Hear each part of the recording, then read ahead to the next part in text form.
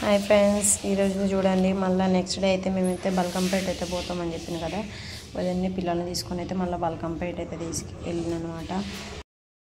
రాసుల్ల రాసుల్ల ధనమే మద్దు ధాన్యమే మద్దు ప్రేమ గల్ల జాలి గుణమే ముద్దు గుణమే ముద్దు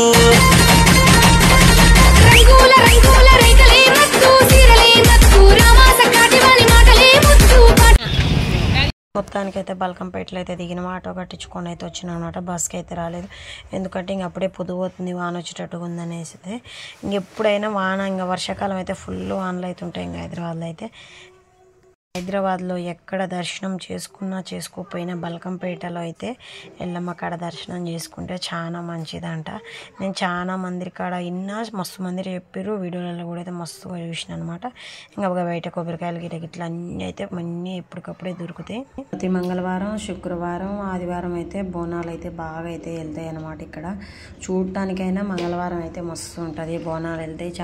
టైం ఉన్న వాళ్ళు అయితే చాలా మంది అయితే వచ్చి మంచిగా అయితే ఇంట్రెస్ట్ చూస్తారు. మొక్కున్న వాళ్ళు అయితే చేపిస్తారనమాట. కొత్తగా దేవుణ్ణి నిలుపుకునే వాళ్ళు కూడా ఇక్కడ పండగ చేసుకొని ఇంట్లో దేవుణ్ణి అయితే నిలుపుకుంటారంట బల్కంపేటలో. చాలా మనకైతే లోనకైతే బాగా లోపలికైతే ఫోన్ అయితే ఎంట్రీ లేదు. వీలైన వాటికైతే వీడియోలు అయితే కొన్ని అయితే మంచిగా అయితే తీసుకున్నా. ఫస్ట్ ఆఫ్ ఆల్ నా వీడియోస్ నచ్చితే లైక్ చేయండి, షేర్ చేయండి, సబ్స్క్రైబ్ చేయండి. ఫుల్ వీడియో అయితే చూడకుండా అయితే మర్చిపోమాకండి. వీడియో అయితే కంటిన్యూ అవుతుంది, మొత్తం అయితే వీడియో చూడండి.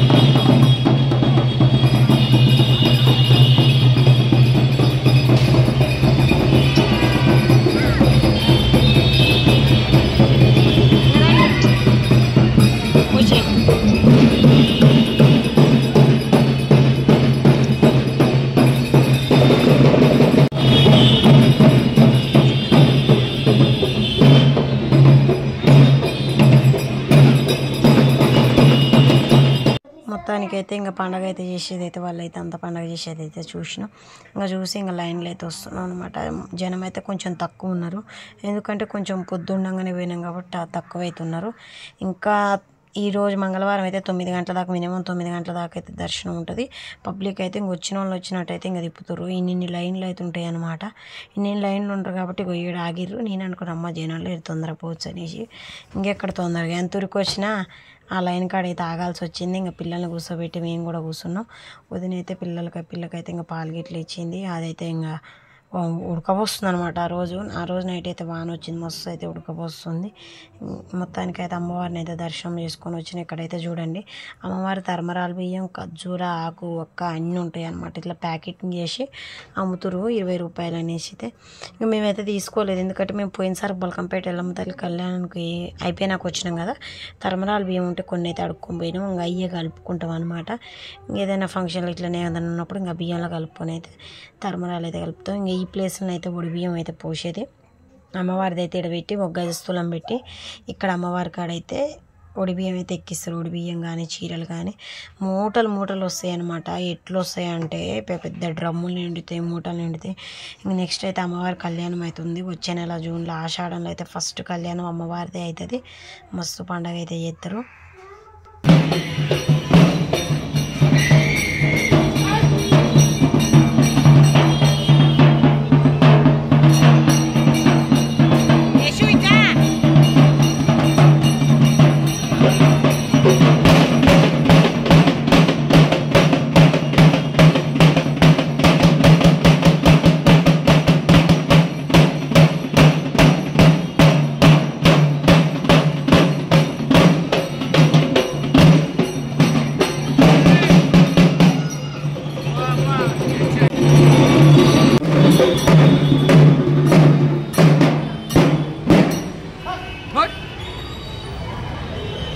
దర్శనం చేసుకొని ప్రసాదం తీసుకొని అట్లనే పులిహారం లైన్లో ఉండి పులిహారం ప్యాకెట్లు ఇవన్నీ తీసుకొని వచ్చి ఓ పులిహారం ప్యాకెట్ అయితే అందరం తిని ఇంకా మిగతాది అయితే ఇంటివే నాకైతే తినొచ్చు అని అయితే మళ్ళీ ఇంక రిటర్న్ అయితే వస్తున్నాం. బయటకు వచ్చే ముందు అయితే మళ్ళీ ఇంకో బోనాలు అయితే కనపడ్డాయి.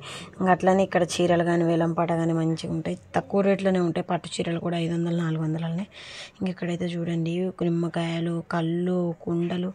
ఎవరు ఏం తెచ్చుకున్న వాళ్ళకి కూడా ఇక్కడైతే దొరకని వస్తువు అయితే ఉండదు. ఎవరు ఏం తెచ్చుకోకుండా సడన్గా పొంగియాలనుకొని ఏం తెచ్చుకున్న వాళ్ళు కూడా ఇక్కడ బియ్యం దొరుకుతాయి, బెల్లం, పాలు, కుండలు, మొత్తం పసుపు కుంకుమ అన్నీ దొరుకుతాయి అన్నమాట.